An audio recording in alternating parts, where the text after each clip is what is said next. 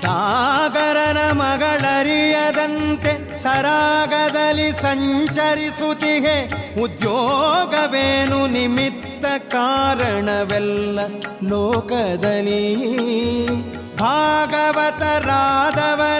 ಸಲಹುವನಾಗಿ ಸಂಚರಿಸುವುದು ಈ ಭವಸಾಗರದಿ, ಮುಳುಗಿಸದೆ ರಕ್ಷಿಸು ನಮ್ಮ ನನವರತ ರಕ್ಷಿಸೋ. ಸಾಗರನ ಮಗಳರಿಯದಂತೆ ಸರಾಗದಲ್ಲಿ ಸಂಚರಿಸುತ್ತಿದೆ. ಲಕ್ಷ್ಮೀದೇವಿಗೂ ಹೇಳಬೇಕು ಅಂತ ಇಟ್ಟುಕೊಂಡಿಲ್ಲ. ಭಕ್ತರಿಗೆ ಆಪತ್ತು ಬಂದಾಗ ಲಕ್ಷ್ಮೀದೇವಿಗೆ ಹೇಳದೆ ಧಾವಿಸಿ ಹೋಗಿ ಆ ಭಕ್ತರ ರಕ್ಷಣೆಯನ್ನು ಮಾಡ್ತೀವಿ. ಅವಳು ಕೇಳ್ತಾ ಇರ್ತಾಳೆ, ಎಲ್ಲೋದ್ರಿ ಎಲ್ಲೋದ್ರಿ, ನಿಲ್ರಿ, ಎಲ್ಲೋಗ್ತೀರಿ, ಹೇಳಿ ನೀವು. ಸುಮ್ಮನೆ ಕೆಲಸ ಇದೆ, ಮೊದಲು ಕೆಲಸ ಮುಗಿಸ್ಕೊಂಡು ಬರ್ತೀನಿ, ಹೇಳ್ತೀನಿ ನಿನಗೆ ಅಂತ ಹೇಳಿ ಓಡಿ ಹೋಗ್ತೀನಿ ನೀನು ಪರಮಾತ್ಮ. ಸಾಗರನ ಮಗಳು ಅರಿಯದಂತೆ, ಸಾಗರನ ಮಗಳಾಗಿರುವ ಲಕ್ಷ್ಮೀದೇವಿ ನಿನ್ನನ್ನು ಮೆಚ್ಚಿ ಬಂದು ತನಗೆ ಉತ್ತಮವಾದ ಸ್ಥಾನವಿದೆ. ಎಲ್ಲ ಜೀವರಾಶಿಗಳಲ್ಲಿ ಬ್ರಹ್ಮದೇವರಲ್ಲಿ ಒಂದು ದೋಷ, ರುದ್ರದೇವರಲ್ಲಿ ಇನ್ನೊಂದು, ಇಂದ್ರನಲ್ಲಿ ಮತ್ತೊಂದು, ದುರ್ವಾಸರಲ್ಲಿ ಹಾಗೆ, ಇವರಲ್ಲಿ ಹಾಗೆ, ಒಬ್ಬೊಬ್ಬ ದೇವತೆಯಲ್ಲಿ ಒಂದೊಂದು ದೋಷಗಳನ್ನು ಎಣಿಸಿ ನಿನ್ನಲ್ಲಿ ಏನೂ ದೋಷವಿಲ್ಲ ಎಂದಾಗಿ ಪೂರ್ಣ ಭರವಸೆಯಿಂದ ಬಂದರೂ ಕೂಡ ನೀನವಳಿಗೆ ಹೇಳದೆ ಹೋಗುವ ದೋಷ ಇದೆ ನಿನಗೆ ಅಂತ ಗೊತ್ತಿಲ್ಲ ಅವಳಿಗೆ. ಹೆಂಡತಿಗೆ ಹೇಳದೆ ತನ್ನಷ್ಟಕ್ಕೆ ತಾನೇ ಹೋಗಿಬಿಡ್ತಾನೆ. ಎಲ್ಲೋ ಹೋಗಿರ್ತಾರೆ, ಏನು ಮಾಡ್ತಾರೋ ಗೊತ್ತಿಲ್ಲ, ನಮ್ಮ ಮನೆಯವರು ಹೀಗೇರಿ ಅಂತ ಹೇಳಿ ಲಕ್ಷ್ಮೀದೇವಿ ಮನೆಯಲ್ಲಿ ಬಂದ ಮುತ್ತೈದೆಯರಿಗೆ ಹೀಗೆ ತನ್ನ ಗಂಡನ ಬಗ್ಗೆ ಸುದ್ದಿ ಹೇಳ್ತಾ ಕೊಡ್ತಾಳೆ, ಚಾಡಿ ಹೇಳ್ತಾ ಕೊಡ್ತಾಳೆ. ಸಾಗರನ ಮಗಳು ಅರಿಯದಂತೆ ಸರಾಗದಲ್ಲಿ ಸಂಚರಿಸುತ್ತಿದೆ. ಏನೋ ಟೆನ್ಷನ್ನಿಂದ ಅಲ್ಲ, ಅತ್ಯಂತ ನೀನೇ ಪ್ರೇಮದಿಂದ, ಪ್ರೀತಿಯಿಂದ, ಉತ್ಸಾಹದಿಂದ ನೀನು ಹೋಗ್ತಿ. ಸರಾಗದಲ್ಲಿ ಸಂಚರಿಸುತ್ತೀಯೇ. ಕರೆದು ಇದ್ರು, ಯಾರೋ ಹಠ ಮಾಡಿದ್ರು, ಒತ್ತಾಯ ಮಾಡಿದ್ರು, ಬಲವಂತ ಮಾಡಿದ್ರು ಅಂತ ಅಲ್ಲ, ನೀನೇ ಹೋಗ್ತಿ. ಸರಾಗದಲ್ಲಿ ಸಂಚರಿಸುತ್ತೀಯ. ಹೌದು, ನಿನಗೆ ಉದ್ಯೋಗವೇ? ನಿನಗೆ ಇನ್ನೊಂದೇನು ಕೆಲಸ ಇದೆ? ನಿನಗೆ ಏನು ಕೆಲಸ ಇಲ್ಲ. ನಮಗೆಲ್ಲ ಕೆಲಸ ಇದೆ. ನಮಗೆ ಕೆಲಸ ಬಹಳ ಇದೆ.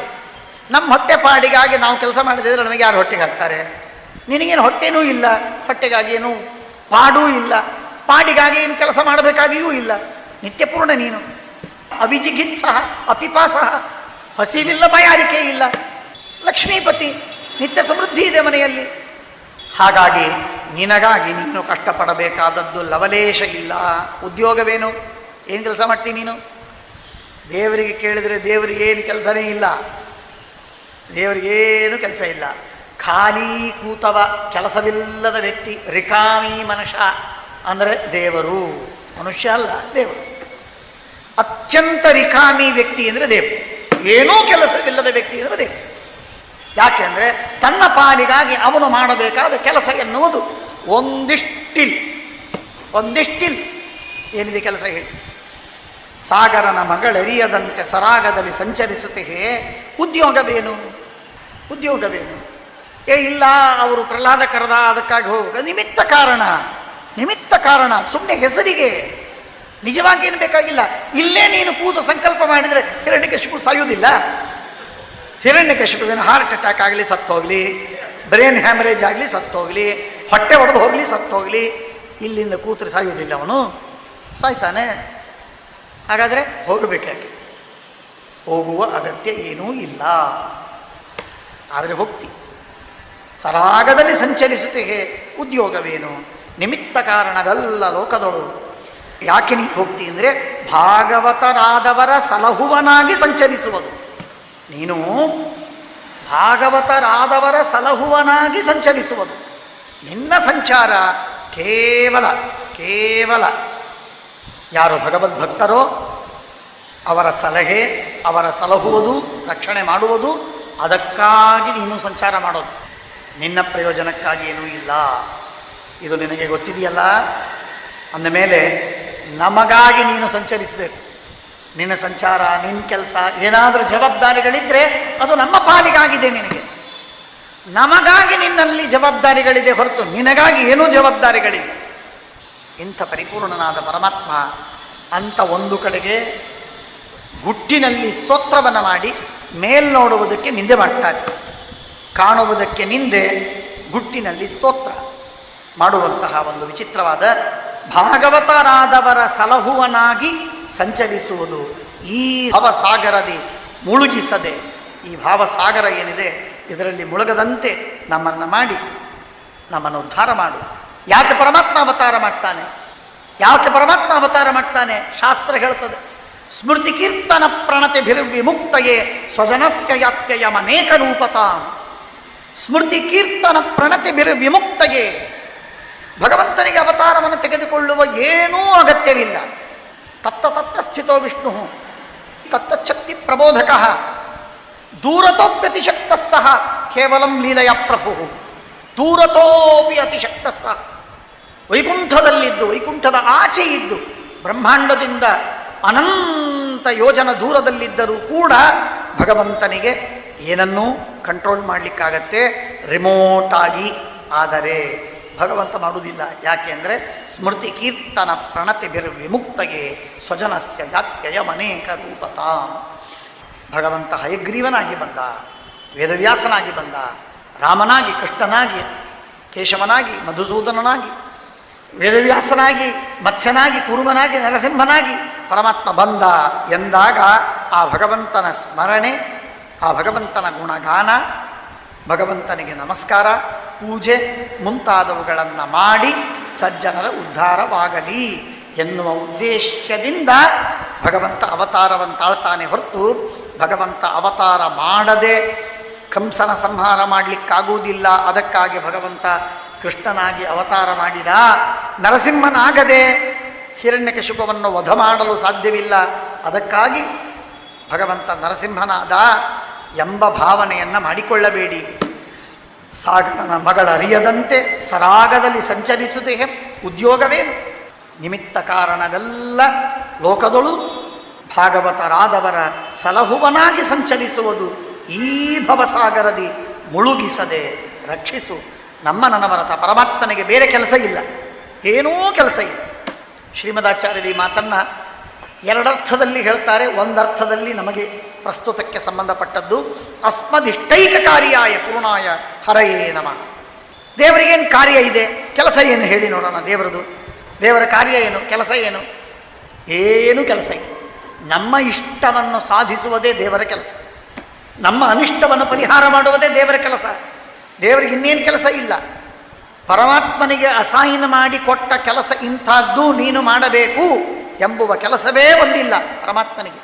ಪರಮಾತ್ಮ ಕೇವಲ ಭಕ್ತರ ಉದ್ಧಾರಕ್ಕಾಗಿ ದುಷ್ಟರ ಸಂಹಾರವನ್ನು ಮಾಡುವುದು, ಭಕ್ತರಿಗೆ ದರ್ಶನವನ್ನು ಕೊಟ್ಟು ಜ್ಞಾನೋದಯವನ್ನು ಉಪದೇಶವನ್ನು ಮಾಡಿ ಉದ್ಧಾರ ಮಾಡುವುದು, ಅದಕ್ಕಾಗಿ ಭಗವಂತನ ಕೆಲಸವಿದೆ ಹೊರತು ಇದನ್ನು ಬಿಟ್ಟು ಬೇರೆ ಕೆಲಸ ಪರಮಾತ್ಮನಿಗಿಲ್ಲ ಅನ್ನುವುದಾಗಿ ಅಸ್ಮದಿಷ್ಟ ಏಕಕಾರ್ಯಾಯ ಪೂರ್ಣಾಯ ಹರಯೇ ನಮಃ. ನಮ್ಮ ಇಷ್ಟವೇ ದೇವರ ಕಾರ್ಯ. ಯಾಕೆ ಅವನು ಯಾಕೆ ಸ್ವಂತ ಕಾರ್ಯವಿಲ್ಲ? ಅವನಿಗೆಲ್ಲಿ ಸ್ವಂತ ಕಾರ್ಯ ಯಾಕಿಲ್ಲ? ಪೂರ್ಣಾಯ ಹರಯೇ ನಮಃ, ಸ್ವಯಂ ಪರಿಪೂರ್ಣ. ಆದ್ದರಿಂದ ಗುಣಪೂರ್ಣ, ಆನಂದಪೂರ್ಣ. ಅವನಿಗೆ ಯಾವ ಪ್ರಯೋಜನಗಳಿಲ್ಲ, ಆದ್ದರಿಂದ ಅವನಿಗೇನು ಕೆಲಸವಿಲ್ಲ, ಯಾವ ಕಾರ್ಯವನ್ನು ಮಾಡಬೇಕಾಗಿಲ್ಲ ಪರಮಾತ್ಮ. ಹಸ್ತಿವಾಹನನಾದಿಯಾದ ಸಮಸ್ತ ದೇವನಿಕಾಯದೊಳಗೆ ಪ್ರಶಸ್ತನಾವನು ನಿನ್ನವೋಲು ಶರಣಾಗತರ ಪೊರೆವಾ. ಹಸ್ತಕಲಿತ ಸುದರ್ಶನದೊಳರಿ ಮಸ್ತಕವನಿಳುಗುವ ಪರಾತ್ಪರ ವಸ್ತುವಲ್ಲವೇ ನೀನು ರಕ್ಷಿಸು ನಮ್ಮ ನನವರತ, ನಮ್ಮ ನನವರತ. ಹಸ್ತಿವಾಹನನಾದಿಯಾದ ಸಮಸ್ತ ದೇವನಿಕಾಯದೊಳಗೆ, ಹಸ್ತಿ ಆನೆ, ಹಸ್ತಿವಾಹನ ಆನೆಯೇ ವಾಹನವಾಗಿ ಇರುವ, ಐರಾವತ ಆನೆ ವಾಹನವಾಗಿರುವಂತಹ ಇಂದ್ರ, ಹಸ್ತಿವಾಹನನಾದಿಯಾದ ಇಂದ್ರನೇ ಆದಿಯಾದ ಸಮಸ್ತ ದೇವನಿಕಾಯದೊಳು, ನಿಕಾಯ ಸಮೂಹ, ಎಲ್ಲ ದೇವತೆಗಳ ಸಮೂಹದೊಳಗೆ ಪ್ರಶಸ್ತನಾದವನು, ಸ್ತುತನಾದವನು, ಪ್ರಶಂಸೆಗೆ ವಿಷಯನಾದವನು, ಪ್ರಶಂಸೆಗೆ ಪಾತ್ರನಾದವನು ಯಾರಿದ್ದಾರೆ ಇನ್ನು? ಯಾರಿದ್ದಾರೇನು? ಯಾರೂ ಪ್ರಶಸ್ತರಾದವರಿಲ್ಲ, ಪ್ರಶಂಸನೀಯರಿಲ್ಲ, ಯಾರೂ ಇಲ್ಲ, ಯಾರೂ ಇಲ್ಲ. ಹಸ್ತಿವಾಹನನಾದಿಯಾದ ಇಂದ್ರನೇ ಮೊದಲಾದ ದೇವನಿಕಾಯದೊಳಗೆ ಪ್ರಶಸ್ತನಾದವನು ನಿನ್ನಬೋಲ್, ನಿನ್ನಂತೆ ಶರಣಾಗತರ ಪೊರೆವ ಪ್ರಶಸ್ತನಾದವನು ಯಾರಿದ್ದಾರೆ? ಯಾರೂ ಇಲ್ಲ. ಶರಣಾಗತರನ್ನು ರಕ್ಷಣೆ ಮಾಡುವುದಕ್ಕೆ ನಿನ್ನಂತೆ ಕರುಣಿಗಳು ಯಾರೂ ಇಲ್ಲ ಸ್ವಾಮಿ. ಸಾಮರ್ಥ್ಯವೇ ಇಲ್ಲದ ಆ ದೇವತೆಗಳಿಗೆ ಯಾರನ್ನು ರಕ್ಷಣೆ ಮಾಡ್ತಾರವರು? ಯಾರನ್ನೂ ರಕ್ಷಣೆ ಮಾಡಲಿಕ್ಕಾಗುವುದಿಲ್ಲ ಅವರಿಗೆ. ಹಾಗಾಗಿ ನೀನು ಹಾಗಲ್ಲ. ಹಸ್ತಕಲಿತ ಸುದರ್ಶನದೊಳು ಅರಿಮಸ್ತಕವನ್ನು ಇಳುಹುವ ಪರಾತ್ಪರ ವಸ್ತುವಲ್ಲವೇ ನೀನು? ಹಸ್ತಕಲಿತ, ಕಲಿತ ಅಂದರೆ ಸಂಯೋಜಿತ, ಕೈಯಲ್ಲಿ ಸುದರ್ಶನವನ್ನು ಸೇರಿಸಿ ಅದನ್ನು ಬೀಸಿ ಅರಿಮಸ್ತಕ, ಅರಿ ಶತ್ರುಗಳ ಕುತ್ತಿಗೆಯನ್ನು ರುಂಡಗಳನ್ನು ಹಾರಿಸಿ, ಹಸ್ತಕಲಿತ ಸುದರ್ಶನದೊಳು ಅರಿಮಸ್ತಕವನ್ನು ಇಳುಹಿ ಶತ್ರುಗಳ ರಾಕ್ಷಸರ ದೈತ್ಯರ ಕುತ್ತಿಗೆಯನ್ನು ಕತ್ತರಿಸಿ ದುಷ್ಟರನ್ನು ಕೊಂದು ಶರಣಾಗತರನ್ನು ರಕ್ಷಣೆ ಮಾಡತಕ್ಕಂತಹ ಪರಾತ್ಪರ ವಸ್ತುವಲ್ಲವೇ ನೀನು? ಸರ್ವೋತ್ತಮನಾದ ಭಗವಂತನಲ್ಲವೇ ನೀನು? ಆದ್ದರಿಂದ ನಮ್ಮನ್ನು ಕಾಪಾಡು, ರಕ್ಷಿಸು, ನಮ್ಮ ನನವರತ. ಹಾಗೆಯರಿಗೆ ವರವೀವರಿಬ್ಬರು ತೆಗೆಯಲರಿಯರು ಕೊಟ್ಟ ವರಗಳ ತೆಗೆದುಕೊಡುವ ಸಮರ್ಥರಾರಿ ಜಗಕ್ಕೆ ನಿನ್ನಂತೆ. ಸುಗುಣರಿನ್ನಾರುಂಟು ಕದನವ ಬಗೆದು ನಿನ್ನೊಳು ಜಯಿಸುವವರೀ ಜಗದೊಳುಂಟೆ. ದೇವ ರಕ್ಷಿಸು ನಮ್ಮ ನನವರತ, ನಮ್ಮ ನನವರತ. ಹಗೆಯರಿಗೆ ವರವೀವರಿಬ್ಬರು, ದೇವತೆಗಳ ಸಮೂಹಕ್ಕೆ ಶತ್ರುಗಳಾಗಿರುವವರು ದೈತ್ಯರು. ಆ ದೈತ್ಯರಿಗೂ ವರವನ್ನು ಕೊಡುವಂತಹ ನಿನ್ನ ಆಜ್ಞೆಯಿಂದ ಕೊಡುವವರು ಇದ್ದಾರೆ. ಬ್ರಹ್ಮ, ರುದ್ರ. ಯಾರನ್ನೇ ನೋಡಿ ಬ್ರಹ್ಮದೇವರನ್ನು ಕುರಿತು ತಪಸ್ಸು ಮಾಡಿದರು, ವರವನ್ನು ಬೇಡಿದರು, ಅವಧ್ಯರಾಗಬೇಕೆಂದರು. ಯಾರನ್ನೇ ನೋಡಿ ರುದ್ರದೇವರನ್ನು ಕುರಿತು ತಪಸ್ಸು ಮಾಡಿದರು, ವರವನ್ನು ಪಡೆದರು, ಅವಧ್ಯರಾದರು, ಸಾಯದಂತೆ ತಮ್ಮನ್ನು ಬೇಡಿಕೊಂಡರು. ಹೀಗೆ ಅಂತ ಹೇಳ್ತಾ ಹೋಗ್ತಾರೆ. ಹಾಗಾಗಿ ಹಗೆಯರಿಗೆ, ಶತ್ರುಗಳಿಗೆ ವರವೀವರಿಬ್ಬರು, ವರವನ್ನು ಕೊಡುವವರು ಇಬ್ಬರಿದ್ದಾರೆ. ಬ್ರಹ್ಮದೇವರು, ರುದ್ರದೇವರು ಕೊಡ್ತಾರೆ. ಶತ್ರುಗಳಿಗೆ ವರವನ್ನು ಕೊಡ್ತಾರೆ. ಭಾರಿ ದೊಡ್ಡದು, ಏನು ಭಾರಿ ದೊಡ್ಡದಲ್ಲ. ಅವರಿಗೆ ವರವನ್ನು ಕೊಟ್ಟು ಸಿಕ್ಕು ಬೀಳುತ್ತಾರೆ. ಅವರಿಗೆ ವರವನ್ನು ಕೊಟ್ಟು ಸಿಕ್ಕು ಬೀಳುತ್ತಾರೆ. ಬ್ರಹ್ಮದೇವರು ಹಿರಣ್ಯಕಶಿಪಿಗೆ ಕೊಟ್ಟರು, ವರವನ್ನು ಕೊಟ್ಟು ಸಿಕ್ಕು ಬಿದ್ದರು.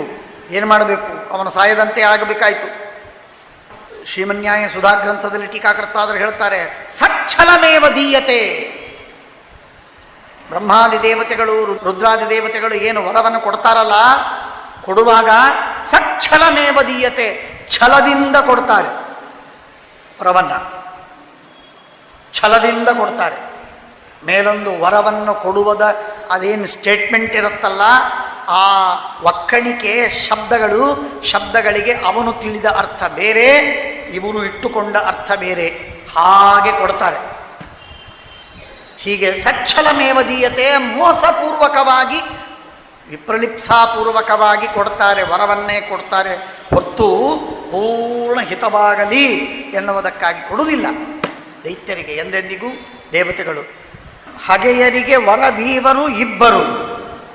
ಆದರೆ ಇನ್ನೊಬ್ಬರು ಅವರು ರುದ್ರದೇವರು. ಅವರಂತೂ ಅವರಿಗೆ ಹೈರಾಣಾಗಿದೆ, ಸಾಕಾಗಿದೆ.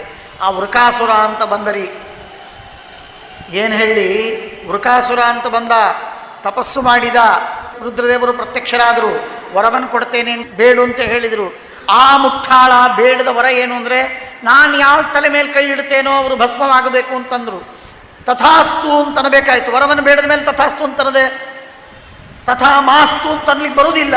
ತಪಸ್ಸು ಮಾಡಿದ್ದಾನೆ, ತಪಸ್ಸು ವ್ಯರ್ಥವಾಗತ್ತೆ. ಹಾಗಾಗಿ ತಥಾಸ್ತು ಅಂತನಬೇಕಾಯ್ತು. ತಥಾಸ್ತು ಅಂತ ಅಂದ ಮೇಲೆ ಅವನು ಪರೀಕ್ಷೆ ಮಾಡಲಿಕ್ಕೆ ಇವರ ಮೇಲೆ ಬಂದ. ಪಾಪ ಅವರಿಗೆ ಅಷ್ಟು ಎಚ್ಚರ ಇರಲಿಲ್ಲ. ನಾನು ಕೊಡ್ತೇನೆ, ವರವನ್ನು ತಗೊಂಡು ಹೋಗಿಬಿಡ್ತಾನೆ ಅಂತ ಅಂದ್ಕೊಂಡಿದ್ರು. ಹಾಗನ್ನಲಿಲ್ಲ ಅವನು. ಈ ವರವನ್ನು ನಿಮ್ಮ ಮೇಲೆ ಪ್ರಯೋಗ ಮಾಡಿ ನೋಡ್ತೇನೆ ಅಂತ ಹೇಳಿ ಪ್ರಾಯೋಗಿಕವಾಗಿ ಪರೀಕ್ಷೆ ಮಾಡುವುದಕ್ಕೆ ರುದ್ರದೇವರ ಬೆನ್ನತ್ತಿ ಬಂದಾಗ ಹಗೆಯರಿಗೆ ವರವೀವರಿಬ್ಬರು. ಆದರೆ ತೆಗೆಯಲರಿಯರು ಕೊಟ್ಟ ವರಗಳೇನಿದೆಯಲ್ಲ, ಆ ವರಗಳನ್ನು ಹಿಂತಕ್ಕೊಳ್ಳೋದಕ್ಕೆ ಇಬ್ಬರಿಗೂ ಸಾಧ್ಯವಿಲ್ಲ. ಎಲ್ಲೆಲ್ಲಿ ವರವನ್ನು ಕೊಟ್ಟಿದ್ದಾರೆ, ಕೊಟ್ಟದ್ದಟ್ಟೆ, ಒನ್ ವೇ ಕೊಟ್ಟದ್ದಟ್ಟೆ. ಆ ಕೊಟ್ಟ ವರವನ್ನು ತೆಗೆದದ್ದು ನೀನೇ, ಕೊಟ್ಟ ವರಗಳನ್ನು ತೆಗೆದದ್ದು ನೀನೇ. ಹಗೆಯರಿಗೆ ವರವೀವರಿಬ್ಬರು ತೆಗೆಯಲರಿಯರು ಕೊಟ್ಟ ವರಗಳ ತೆಗೆದು ಕೊಡುವ, ಆ ಕೊಟ್ಟ ವರವನ್ನು ತೆಗೆದು ಬಿಸಾಡಿ ಹಾಕುವ ಪ್ರಭು ಸಮರ್ಥ ನೀನೇ, ಮತ್ತೊಬ್ಬರಿಲ್ಲ. ಸಮರ್ಥರು ಆರು ಈ ಜಗಕ್ಕೆ ನಿನ್ನಂತೆ ಸ್ವಾಮಿ ಯಾರಿದ್ದಾರೆ? ಯಾರಿಲ್ಲ.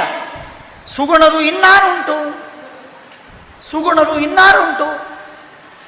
ಆ ವರಗಳನ್ನು ಕಿತ್ತಿ ಎಸೆಯುವುದಕ್ಕೆ ಪರಮಾತ್ಮ ಏನು ತನ್ನ ಸ್ವಾತಂತ್ರ್ಯವನ್ನು ಬಳಸ್ತಾನಲ್ಲ, ಆ ಸ್ವಾತಂತ್ರ್ಯವನ್ನು ಬಳಸುವುದು ದುರ್ಗುಣದಿಂದಲ್ಲ, ಬ್ರಹ್ಮದೇವರನ್ನು ಬಿಲಿಟಲ್ ಮಾಡುವುದಕ್ಕಲ್ಲ, ರುದ್ರದೇವರಿಗೆ ಬೆಲೆ ಇಲ್ಲ ಅಂತ ಹೇಳುವುದಕ್ಕಲ್ಲ, ಕಿಂತು ಸಜ್ಜನರ ಗುಣಗಳನ್ನು ಹೆಚ್ಚಿಗೆ ಮಾಡಿ ಅವರ ಸಾಧನೆ ಅವರಿಗೆ ಶುಭವಾಗಲಿ, ಮಂಗಲವಾಗಲಿ, ಹಿತವಾಗಲಿ ಎಂಬ ಆಸೆಯಿಂದ ಭಗವಂತ ಮಾಡ್ತೀಯ ನೀನು. ಆದ್ದರಿಂದ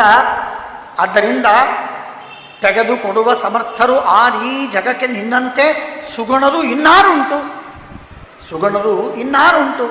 ಯಾರು ಜಗತ್ತಿನಲ್ಲಿ ನಿನ್ನಂತೆ ಸುಗುಣರಿದ್ದಾರೆ? ಕದನ ಬಗೆದು ನಿನ್ನೊಳು ಜಯಿಸುವವರು.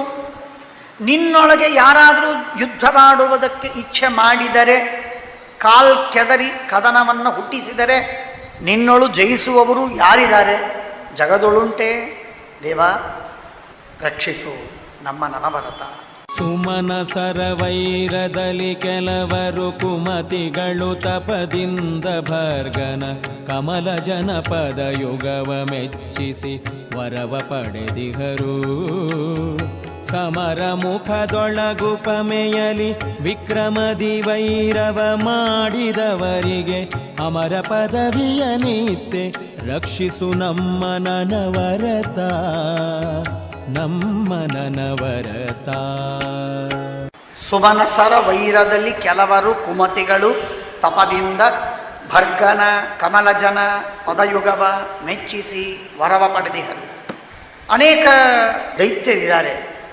ಆ ದೈತ್ಯರು ಸುಮನಸರ ವೈರದಲ್ಲಿ, ದೇವತೆಗಳ ವೈರದೊಳಗೆ ಬ್ರಹ್ಮದೇವರನ್ನ ರುದ್ರದೇವರನ್ನು ಕುರಿತು ತಪಸ್ಸು ಮಾಡುವವರು ಸಾಮಾನ್ಯವಾಗಿ ದೈತ್ಯರು. ಆ ದೈತ್ಯರು ರುದ್ರದೇವರನ್ನು ಕುರಿತು ತಪಸ್ಸು ಮಾಡುತ್ತಾ ಇರುವಾಗ ಉದ್ದೇಶವೇನಿರುತ್ತೆ ಅಂದರೆ ದೇವತೆಗಳ ವಿರೋಧವೇ ಉದ್ದೇಶ, ಇನ್ನೊಂದೇನು ಉದ್ದೇಶವಿಲ್ಲ ಅವರಿಗೆ. ಸುಮನಸರ ವೈರದಲ್ಲಿ ಇಷ್ಟಿದ್ರೂ ತಪಸ್ಸು ಮಾಡಿದ್ದಕ್ಕೆ ಬ್ರಹ್ಮರುದ್ರದೇವರು ವರವನ್ನು ಕೊಡಬೇಕು, ಪರಮಾತ್ಮನಾಜ್ಞೆ. ಆಪೋಸಿಷನ್ ಪಾರ್ಟಿಯಲ್ಲಿ 47 ಜನ ಸೇರಿದರೆ ಹೇಗೆ? ಮಿನಿಮಮ್ 54 ಆದರೂ 55 ಆದರೂ ಜನರು ಬೇಡವೇ? ಹಾಗೆ ಈ ಎಲ್ಲ ದೈತ್ಯರಲ್ಲಿ ಅಲ್ಲ, ಈಗ ದೈತ್ಯರು ಆಪೋಸಿಷನ್ ಪಾರ್ಟಿ ಒಂದು ಮಟ್ಟ ಇಲ್ಲ, ನಾನು ತಮಾಷೆಗೆ ಹೇಳಿದೆ. ಹಾಗೆ ದೈತ್ಯರಲ್ಲಿ ಬಲವಿಲ್ಲ ಅಂತಾದರೆ ತಮೋಗುಣದ ಉನ್ನಾಹವನ್ನು ಮಾಡುವುದೇನು ಭಗವಂತನ ಸಂಕಲ್ಪವೋ ಆ ಸಂಕಲ್ಪಕ್ಕೆ ಚ್ಯುತಿ ಬರುತ್ತೆ. ಹಾಗಾಗಬಾರದು. ಆದ್ದರಿಂದ ತಾಮಸರಿಗೆ ಬಲ ಕೊಡಬೇಕು. ಬಲ ಕೊಡುವುದಕ್ಕಾಗಿ ಬ್ರಹ್ಮರುದ್ರದೇವರಿಗೆ ಆಜ್ಞೆ ಮಾಡಿಟ್ಟಿದ್ದಾನೆ, ನಿಮ್ಮನ್ನು ಕುರಿತು ತಪಸ್ಸು ಮಾಡುವುದಕ್ಕೆ ಬಂದರೆ ಅವರಿಗೆ ವರವನ್ನು ಕೊಟ್ಟು ಬಿಡಿ ನೀವು. ಹಾಗಾಗಿ ಸುಮನಸರ ವೈರದಲ್ಲಿ ಕೆಲವರು, ನಮಗೇನೋ ನನಗೆ ಮಕ್ಕಳಾಗಬೇಕಾಗಿದೆ ಅಂತ ರುದ್ರದೇವರನ್ನು ಕುರಿತು ತಪಸ್ಸು ಮಾಡಿದರು, ಚಿಂತೆ ಇಲ್ಲ. ನಮಗೊಂದು ರಾಜ್ಯ ಬೇಕು ಅಂತ ಹೇಳಿ ಬ್ರಹ್ಮದೇವರನ್ನು ಕುರಿತು ತಪಸ್ಸು ಮಾಡಿದರು, ಚಿಂತೆ ಇಲ್ಲ. ಹಾಗಲ್ಲ, ನಾವು ದೇವತೆಗಳ ಜೊತೆಗೆ ಯುದ್ಧ ಮಾಡುವಾಗ ನಾವು ಸೋಲಬಾರದು, ಸಾಯಬಾರದು, ವಿಜಯಶಾಲಿಗಳಾಗಬೇಕು. ಅರೆ, ದೇವತೆಗಳ ವಿರುದ್ಧವಾಗಿ ತಪಸ್ಸು ಮಾಡಿ ವರವನ್ನು ಬೇಡ್ತಾ ಇದ್ದಾರೆ, ಕೊಡಬಾರದು ಅಂತನ್ನುವ ಎಚ್ಚರ ಇಲ್ಲ ಈ ಬ್ರಹ್ಮರುದ್ರರಿಗೆ ಅಂತ ಅನ್ಕೋಬೇಡಿ. ಪರಮಾತ್ಮನ ಆಜ್ಞೆ ಇದೆ. ಸುಮನಸರ ವೈರದಲ್ಲಿ ಕೆಲವರು ಕುಮತಿಗಳು ತಪದಿಂದ ಭರ್ಗನ ರುದ್ರದೇವರ, ಭರ್ಗ ಎಂದರೆ ರುದ್ರದೇವರು, ಕಮಲಜನ ಬ್ರಹ್ಮದೇವರ ಪದಯುಗವ ಮೆಚ್ಚಿಸಿ ವರವ ಪಡೆದಿಹರು. ಸಮರ ಮುಖದೊಳಗೆ ಉಪಮೆಯಲಿ ವಿಕ್ರಮದಿ ವೈರವ ಮಾಡಿದವರಿಗೆ, ಇಂಥ ದೈತ್ಯರಿದ್ದರೂ ಅವರು ಸಮರ ಮುಖದೊಳು ಯುದ್ಧಕ್ಕೆ ಎದುರಾಗಿ ನಿಂತಾಗ ವಿಕ್ರಮದಿ ವೈರವ ಮಾಡಿದವರಿಗೆ, ಎಷ್ಟು ವೈರ ದ್ವೇಷವನ್ನು ಮಾಡಿದವರಿಗೂ ಕೂಡ ಪರಮಾತ್ಮ ಶಿಶುಪಾಲ ಬಂದ, ಯುದ್ಧ ಮಾಡಿದ, ಘೋರವಾಗಿ ನಿಂದೆ ಮಾಡಿದ, ಎಲ್ಲ ಮಾಡಿದ. ಆದರೂ ಅವನ ರುಂಡ ಕತ್ತರಿಸಿ ಅವನನ್ನು ಕೊಲ್ಲಿಲ್ಲ, ಅವನ ಸಂಹಾರ ಮಾಡಿ ಅವನನ್ನು ಅಂಧಂತಮಸ್ಸಿ ಕಳಿಸಲಿಲ್ಲ. ಅವರನ್ನು ಅಮರ ಪದವಿಯಲ್ಲಿತ್ತೆ, ಅವರಿಗೆ ಉತ್ತಮವಾದ ಸದ್ಗತಿಯನ್ನು ಕೊಟ್ಟು ಬಿಟ್ಟೆ ಪರಮಾತ್ಮ. ಇದು ನಿನ್ನ ಕರುಣೆ. ಹೀಗೆ ನಿನ್ನ ಕರುಣೆ ಅಪಾರವಾಗಿದೆ.